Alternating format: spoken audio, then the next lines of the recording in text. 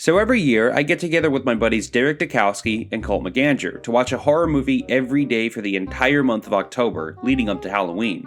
We watch movies like Suspiria, The Black Phone, and obviously John Carpenter's Halloween.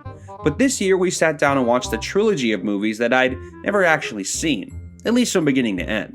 Those being the Sam Raimi Evil Dead movies. I'll admit my inner film bro was very disappointed that it took me this long to get to those movies. My knowledge of these movies was very limited, and truth be told, I didn't know what I was actually getting myself into when I sat down to watch them.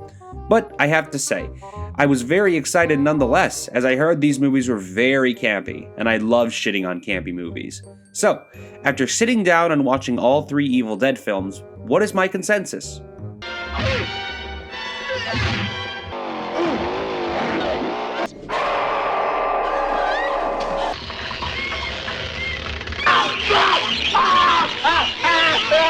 These movies are fucking bonkers.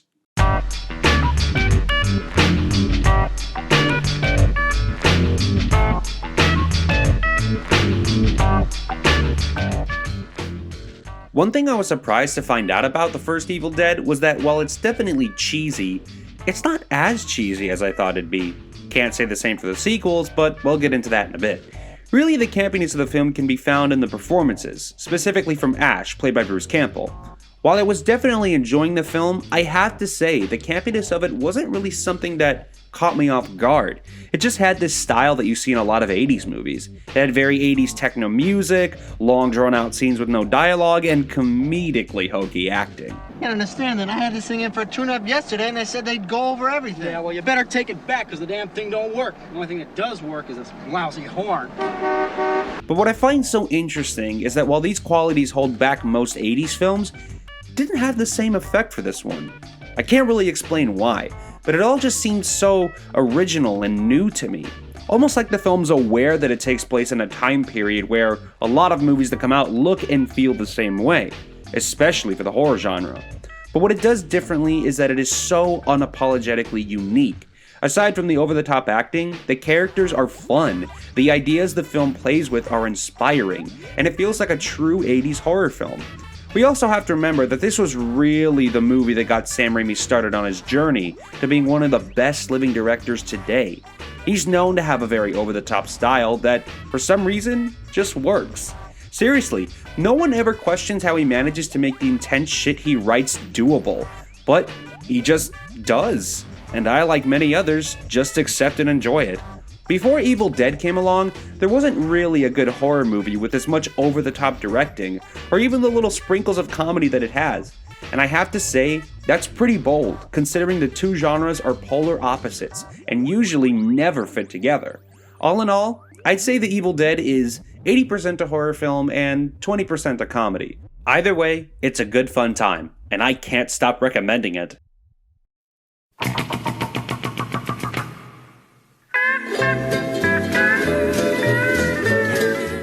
Oh boy, Evil Dead 2. What a film. I'm gonna be honest with you guys, before I sat down to write the script for this video, I considered talking about just this movie as opposed to the whole trilogy, because I could easily make a 30-minute video about my opinions on this film alone. All for one simple reason. I'm just gonna come right out and say it. Evil Dead 2 is the single most insane horror film I have ever seen. Now, the reason for the film's craziness could easily just be that this is Sam Raimi's style, but I think there's a little bit more to it. A little background on the movie, the opening of the film is a sort of recap of the first Evil Dead. However, the recap contradicts the events of the first film because it's completely different. This is because Sam Raimi technically didn't own the rights to the first film. Therefore, he wasn't allowed to reuse any of the old footage, so he chose to just film a new beginning, so to speak, for this film. Now, I could just be overthinking, but I wholeheartedly believe that this film is as insane as it is because Sam Raimi was rightfully salty about not having the rights to his own movie. So he made this film 1,000 times more insane and undoubtedly superior as a sort of fuck you to New Line Cinema. That being said, I don't want to spread any rumors, so remember, this is just a fun, personal little theory of mine. I could be completely off base. But it's definitely a fun thing to think about. Sam Raimi making an insane movie just to stick it to a movie studio. And make an insane movie he did. If you thought that the first Evil Dead was batshit crazy, Evil Dead 2 takes things to a whole other level. To perfectly describe all aspects of this movie, just insert the word insane in front of it. Insane ideas, insane imagery, insane acting, insane effects. This movie's got it all. If meth was a movie, it would look like Evil Dead 2. And even then, I'm not sure it would look as crazy as Evil Dead 2. For whatever hints of true over-the-top insanity the first film has, Evil Dead 2 dials it to 100. From almost the very beginning, the film throws everything it has at you, and it almost never gives you time to breathe. Evil Dead 2 is incredibly cartoony. Ash's chase scene with the spirit is absolutely hysterical. Bruce Campbell's mannerisms and over-the-top acting really sell the moment for me. The whole scene can just be considered one big YTP because of how absurd everything about it is. No. Bruh. Fitness gram pacer test. Bruh. Bruh. Bruh. Bruh. Bruh. Why are you Bruh. Why are you Nope. Pacer test. Bruh.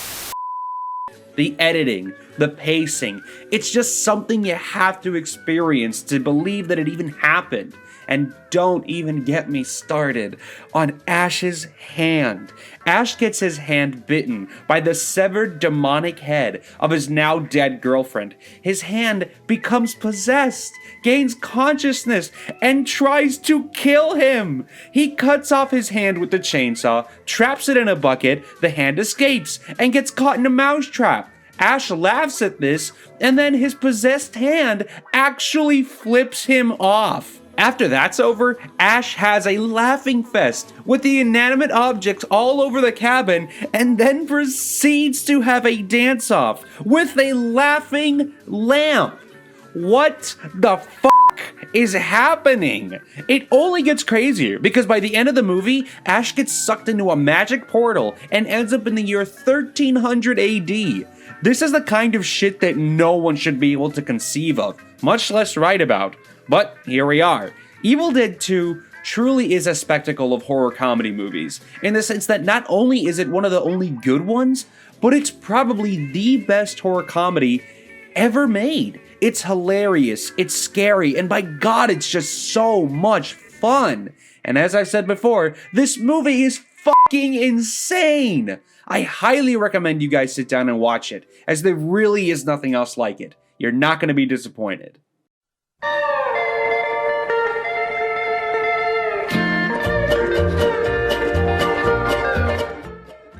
Much like its predecessor, Army of Darkness is a crazy, fun, violence-filled horror comedy. But what separates Army of Darkness from the other movies is that this film really leans into the comedic aspects that made the first two films so great.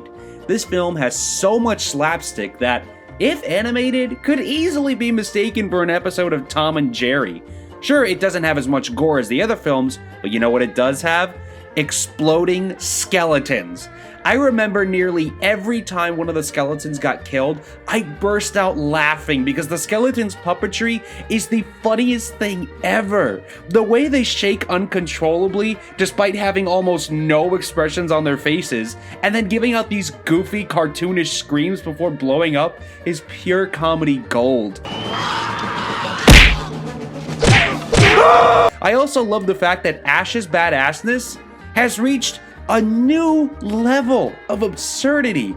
I mean, this guy trains knights to fight with spears, he builds explosive arrows, fights off demons with a sword, and creates the coolest demon-slaying car you have ever seen. Despite the fact that nothing about Ash's background indicates he knows how to do any of this.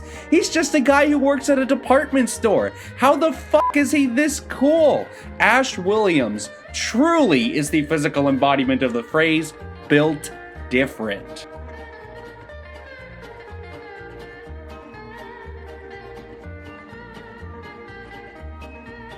And that's one of the things I think I love most about these movies. The way that Ash is the center of it all. Let me ask you guys something. When you think of movies like Halloween, Friday the 13th, and Nightmare on Elm Street, who comes to mind? More than likely, your guys' answer is going to be Michael Myers, Jason Voorhees, and Freddy Krueger, not Laurie Strode, Tommy Jarvis, or Nancy Thompson. Maybe some of you did because those are the main characters and, you know, respect to those actors and all, but really, most people think of the villains of those movies. More often than not, those are the real stars of horror films. But this is not the case with the Evil Dead films. No one's first thought about these movies is the Deadites or even the Necronomicon. It's Ash Williams, the hero of the story. Movies like Friday the 13th, Nightmare on Elm Street, and hell, even some of the older Halloween films almost always had a different main character in each film because they knew that the real star was the bad guy. But it's completely different with Evil Dead. In a genre where people getting horrifically murdered is commonplace, Evil Dead makes it so that the real face of the franchise is the hero, a demon-slaying gunslinger that we all know and love. The Evil Dead franchise is what I consider to be one of those few perfect horror trilogies. They don't drag it out, they don't lose sight of why it's so great, and it knows exactly what it is, from its humble beginnings to that badass ending. It's a film franchise like no other, and if I had to describe it in one word, I think we could all agree that these films are hilariously, frighteningly, unapologetically groovy. Thank you guys so much for watching, and if you liked this video, be sure to give it a thumbs up and leave me a comment letting me know what you thought. If you want to see more videos like this, then be sure to hit that subscribe button and click that notification bell to be notified every time I upload a new video. But other than that, guys, thank you all so much for watching, and have a great day.